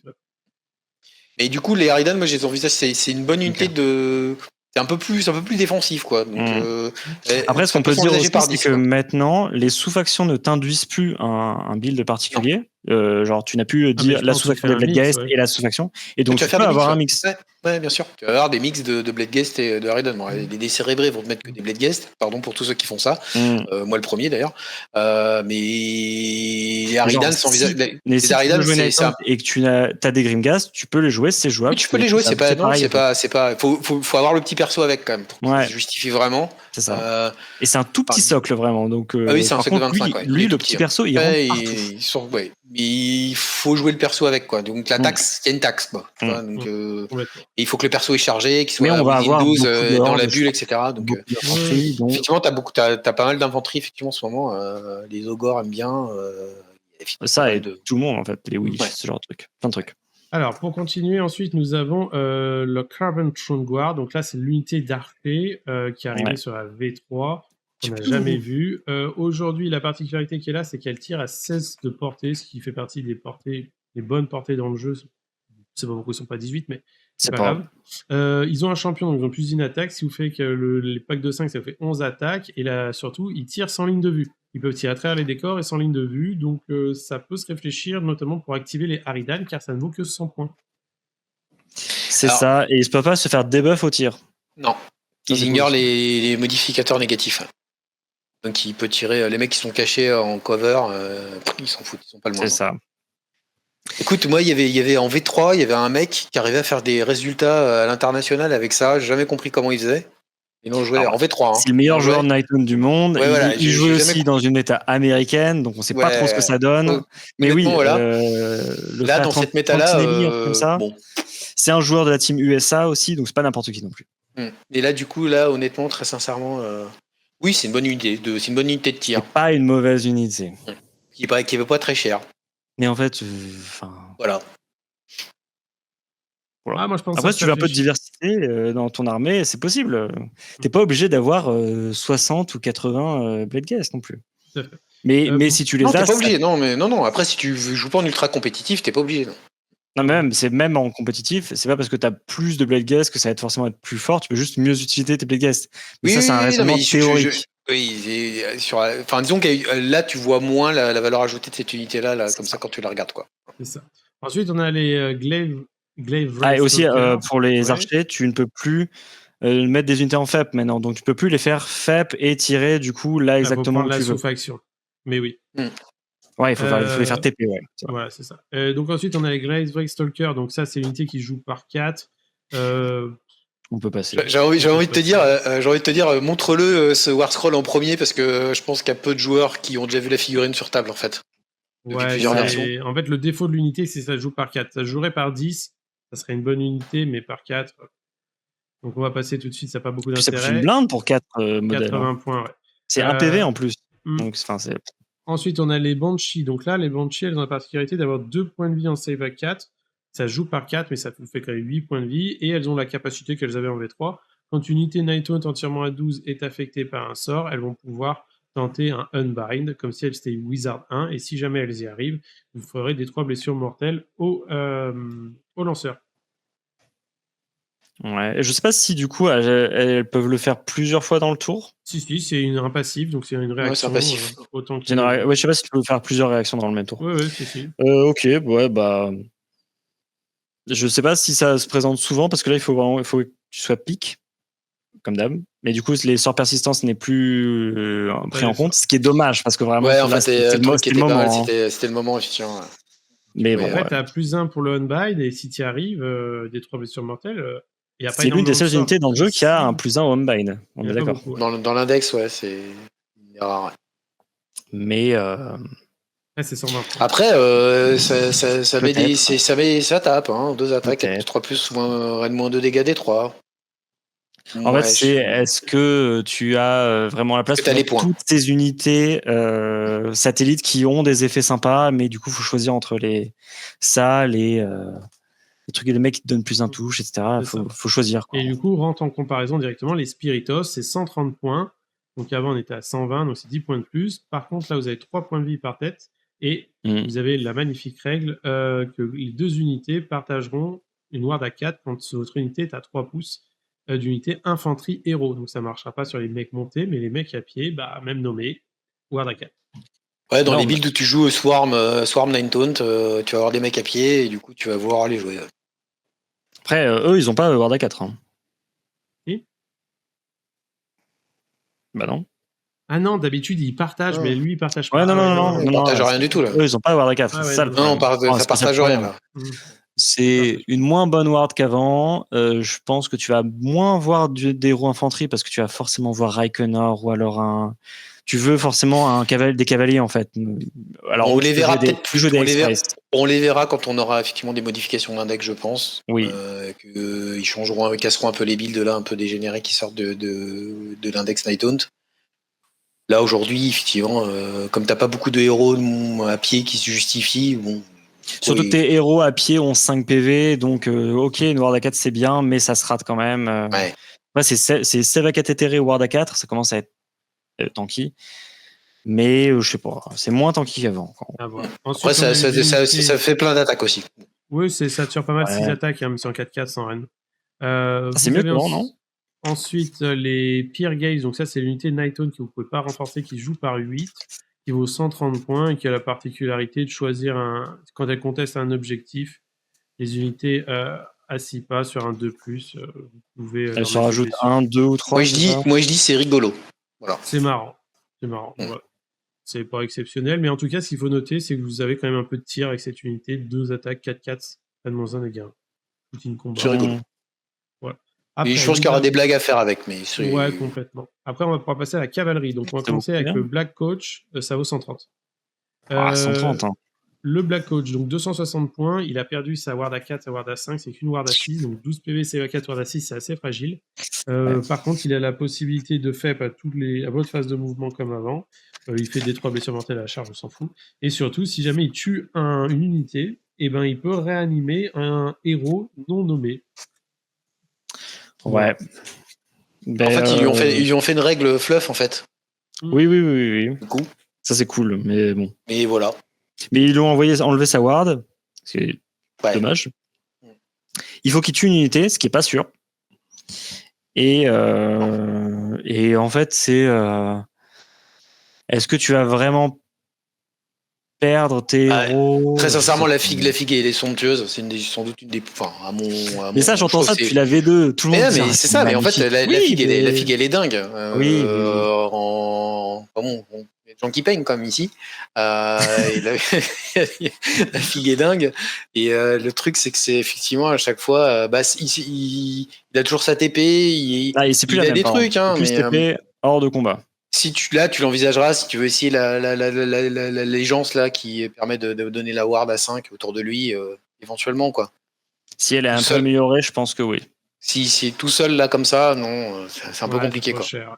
Surtout que aussi la TP là c'est un mouvement corps, donc tu ne peux pas par exemple retreat et ensuite TP. Non. Sad.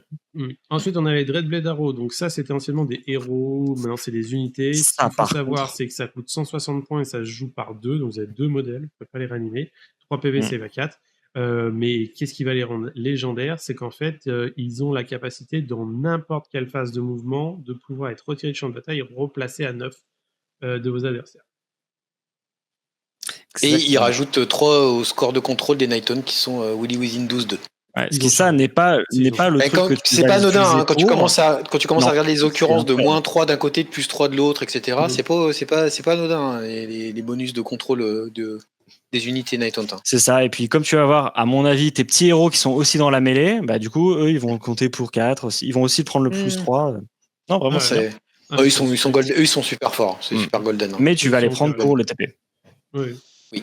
Et surtout, c'est une unité qui empêche, de faire des battle tactics c'est vraiment une super unité. Le 3 pas du centre, T1, tu le mets au centre, ton adversaire il peut pas rentrer dedans ou il faut qu'il les charge et qu'il est sûr de les tuer.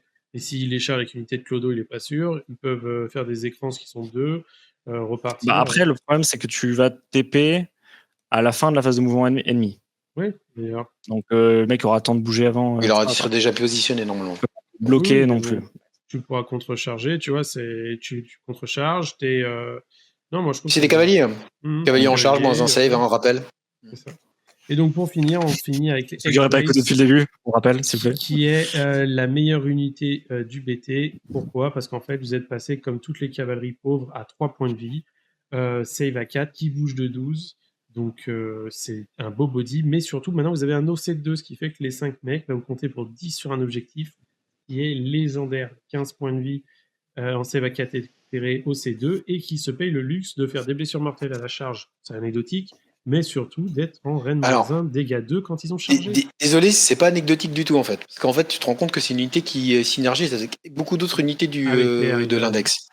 Notamment effectivement les Harridan, parce que c'est une source de dommages qui te fait en charge potentiellement des BM, donc ils vont blesser l'unité que les Harridan vont charger derrière. Mm. Donc ça permet d'activer la condition des Harridan pour taper en 3+3+. Effectivement, ils sont magnifiques parce qu'ils sont au contrôle de 2. Du coup, c'est très fort. Du 10 points, quoi, vraiment, mais c'est incompréhensible qu'ils aient un contrôle de 2. Quoi. Oui, l'OC2 les régénérés. L'OC2, le plus 1 PV, c'est. Ça bouge de 12, Merci. donc rappelle que ça course et charge, hein, donc voilà. Et en plus, du coup, si tu joues comment dire, un Night of Shroud. Night of Shroud sur Ethereal Steed, il est fait taper à +1, je crois aussi, pareil. Plus un touche, ouais. Plus un touche, quoi. Non, ils sont exceptionnels. Ils sont exceptionnels. Ouais. Ils étaient déjà très bons avant et pour d'autres raisons. Ils n'ont plus le mouvement doublé de 24. Ils bougent plus à 24, machin, mais c'est pas grave. Ils sont super. Vraiment, ils synergisent très très bien avec le reste de l'armée. Complètement. Donc là, on a vu la revue complète du BT. Moi, je pense et je sais, Nightone, c'est très fort aujourd'hui. Ça va sûrement prendre un nerf, soit sur les points, soit sur certaines mécaniques. Ouais. Et je pense que les armées vont s'orienter avec pas mal de caves et beaucoup de big guests et du Harridan. Mais en fait, le truc, c'est que c'est pas très grave si tu prends des points, parce que je trouve les règles de faction sont très fortes intrinsèquement. Et donc, du coup, tu auras toujours quelque chose sur lequel retomber. Les listes vont bouger, mais la faction aura toujours quelque chose. En fait, le fait que les BM le nombre de BM, les dégâts en BM est diminué dans le jeu, que tout le monde ait perdu de la save, mais pas eux, qu'ils aient des règles de mobilité de faction complètement folles, que leurs unités d'infanterie qui sont leurs dégâts aient pas pris en points, bah en fait, que tes effets de charge soient plus stables, moins explosifs, hein, mais plus stables, enfin, c'est trop bien, quoi. En fait, le truc qui est terrible avec cette armée, c'est que ce qui bloque ce genre d'armée un peu rentre dedans avec des gros packs d'unités d'infanterie ou effectivement un peu de cavalerie, c'est éventuellement de les bloquer. Sauf qu'en fait, quand tu regardes bien les règles d'Ightown, il n'y a rien qui les bloque en fait. Parce que du coup, tu peux pas les bloquer au cac, tu peux pas les engluer parce qu'ils peuvent se retraiter charge avec la bonne. En fait, Nightone triche. Bonne aisance. Triche sur les déplacements, ça vole, toute l'armée vole. Donc en fait, tu peux pas bloquer cette armée en fait. Donc du coup, tu vas te prendre de toute manière tarif à un moment donné dans le truc. Même le tir, aujourd'hui le tir est quand même un peu en V4, là en début de V4, c'est quand même pas la folie, les armées de tir. Mais puis c'est va 4+, hein, donc les TR 4+, on sait ce que ça donne, hein, ça peut craquer positivement. Tu peux être Dieu le père ou tu peux être et du coup tu peux pas bloquer cette armée, elle se balade un peu partout sur la table, les double tours Nightone sont horribles, enfin c'est en général quand tu prends un double tour Nightone, le gars il peut te détruire parce qu'en fait ce qu'il a détruit au tour d'avant, il continue de charger derrière, donc il peut impacter des cordons et après taper ce qu'il y a derrière, enfin sans trop de difficulté, même s'il a pas tué le cordon. Enfin, c'est assez incroyable quoi. C'est une armée qui, en termes à jouer, c'est du bonheur. Hein. Tu bouges de partout, tu vas un peu n'importe où, mais à affronter, je pense que c'est moins agréable quand même. Après, là, on parlait des unités qui nous font pas lever la nuit, mais qui sont quand même bonnes, etc. Si tu veux faire une partie où c'est pas trop à la dure, tu peux rentrer ces unités-là. Oui, tu peux jouer ces unités, ouais, tout à fait. Tu restes très correct et absolument inarrêtable, mais tu vas pas éclater ton adversaire si jamais. Non, mais je pense que tu l'éclates quand même, hein, mais bon. Sincèrement, là, dans la méta actuelle, et bon, tant mieux pour les joueurs Nightone, hein, franchement, pendant très longtemps, enfin, le Nightone, ça n'a jamais été très haut au niveau de la méta. Là, c'est vraiment, je pense, assez golden. En plus, tu arrives à mettre quand même beaucoup d'unités sur la table, au final, beaucoup de points de vie, ce qui est quand même un luxe dans cette V4. Et le truc par contre, c'est à manipuler les figurines. Faut quand même se rappeler, comme c'est un jeu de figurines, faut bouger les figurines sur la table. Quand tu commences à avoir des gros packs de Blade Guest, des gros packs d'Aridan, les Aigres, ça va à peu près. C'est pénible à bouger, c'est pas agréable à se faire. La nouvelle cohésion c'est pas tout, pose un peu problème. La nouvelle cohésion est pas évidente. C'est pas une unité qui, il faut s'exercer à la manipuler parce que et même comme ça, c'est des figurines s'accrochent, machin. Enfin, c'est quand même ça reste du Nighthawk quoi. Sinon, l'armée est fantastique sur le papier. Il y a des l'armée est un peu moins tanky en dégâts purs qu'avant parce qu'elle a perdu le -1 dégâts en bulle. Donc ça, quand même, sur des gros, je sais pas, les Vanguard, ce genre de trucs. Les gros multi-dégâts, c'est un peu un problème. Mais en fait, tu as les points pour rentrer des cordons. Et toi, tu fais extrêmement. En fait, le truc qu'il y a, c'est que c'était déjà des contres. C'était déjà des contres en général, les gars, les unités qui font beaucoup d'attaques, enfin qui font des gros dégâts. C'est des unités qui n'ont pas beaucoup d'attaques. Du coup, la 4+ est affreuse pour eux. Et c'était souvent des contres déjà en V3 sur effectivement du Slave to Darkness ou du Horuk aussi. Du Ogre, comme ça, t'avais des gros dégâts flat 4, flat machin bidule, là, flat 3, flat 4. Ta 4+, en fait, elle peut vraiment faire dévisser le truc. T'as potentiellement Ward derrière. Mais tu peux aussi, mais c'est dans les deux sens, c'est hyper frustrant. C'est hyper frustrant de jouer contre Nighthawk, parce que si le mec c'est un dieu de la 4+, c'est affreux. Tu as l'impression de rien faire, quoi. T'as des tours où tu vas rien faire. Le truc qui change beaucoup, c'est quand on s'appelle en Nighthawk, avant, ton adversaire, tu savais qu'il allait pouvoir t'impacter, mais si tu te mettais, on va dire, à plus de 14, tu vois, ça lui faisait des grosses charges. Aujourd'hui, là, avec le course et charge sur toute l'armée, c'est dur de te dire à ton adversaire, ok, donc moi, si je veux pas que tu m'impactes, il faut que je me mette à plus de 25, entre guillemets, 22, 25, tu vois, pour faire des longues charges. Bah, en fait, t'es à l'autre côté de la map et tu joues pas, quoi. Après, le truc qu'il y a, c'est qu'il faut pas oublier un truc, c'est que ça reste du Nighthawk, c'est-à-dire que c'est fort autour où ça charge. D'accord ? Donc il y a la contre-charge, ok, pour les 2 CP, etc., mais c'est quand même fort au moment où ça charge. Donc t'as intérêt à quand même à bien détruire ce que t'as en face de toi, parce que en général, quand tu te fais taper en retour, si t'as pas tué la grosse unité ou t'as rebondi, t'as quand même moyen de te faire éclater. Donc faut faire attention à ça. Ça reste quand même un peu Glass Cannon, c'est la 4+ éthérée qui fait ça. Donc il faut quand même bien choisir ses cibles assez chirurgicales. Ouais, t'as que des figurines à 1 PV, tu peux pas tanker au PV, tu tankes effectivement si tu tankes à la masse globalement. Du coup tu réduis ta létalité au fur et à mesure que tes unités se réduisent en nombre en effectif. Donc il faut quand même bien choisir ses armées, sachant quand même que t'envoies en général le pack que t'envoies, tu vas l'envoyer avec le sort à -1 pour être blessé. T'as ton CP pour donner la ward à 5, -1 pour être blessé, pardon. Ton CP pour avoir ta ward à 5. Donc t'as comme une unité qui globalement va mettre le tour à charger, -1 hit, -1 pour être blessé, ward à 5. Bon, ça fait pas plaisir à beaucoup d'armées, ça quand même. De CAC notamment. Donc, mais voilà. Et du coup, tu peux aussi débuff dans un très large spectrum, parce qu'il y a beaucoup d'armées, c'est moi, ma spécialité en gros, c'est de être -1 bless. Donc par exemple, contre les elfes, c'est exceptionnel, mais contre les ogres, c'est moins fort. Il y en a d'autres, c'est -1 touche, et là, par exemple, c'est l'inverse. Là, tu peux choisir un peu, tu peux faire un peu de tout et donc emmerder un peu tout le monde, quoi. Ouais, tu penses que t'es armé. En fait, là aujourd'hui, t'es armé pour à peu près tout en fait en face de toi. Là où effectivement, il faudra se méfier, c'est le scénar éventuellement. Et quand tu fais tes listes, faire gaffe qu'il y a quand même des scénars avec 8 objets maintenant. Donc, il faut savoir jouer ces scénars-là et avoir des listes qui sont capables de les jouer. Là, pour le coup, il y a d'autres index type Soul Blight ou des choses comme ça qui peuvent te rip-hop dans le dos, des choses comme ça qui sont quand même assez forts. Même Skaven avec les Gnoll. Donc t'as des scénarios effectivement où la prise d'objectif est quand même le primaire et marque quand même beaucoup de points en V4 quand même. Donc il faut jouer aussi, il faut faire gaffe à ça. Donc voilà, de faire gaffe à ces listes. Mais aujourd'hui, les listes Nighthawk qui tournent, bon, il y a quand même beaucoup d'unités sur table, beaucoup de points de vie sur table, et t'arrives à aligner quand même beaucoup de gens. Ah bah vous êtes Nighthawk, c'est une vraie marée, une sorte de marée de fantômes. C'est bien, c'est thématique. Ouais, c'est ça. Ouais, c'est assez thématique et ça correspond bien effectivement à ce que l'idée ce qu'on fait de l'armée. Complètement. Bah écoutez, en tout cas, on a fait la revue complète en accéléré du PT. Ça a été 1h20 de discussion acharnée. bonheur On va pouvoir et de conclure sur frayeur. ça. Est-ce que vous avez un mot de la fin à dire avant qu'on coupe cette magnifique vidéo? Merci de nous avoir invités déjà.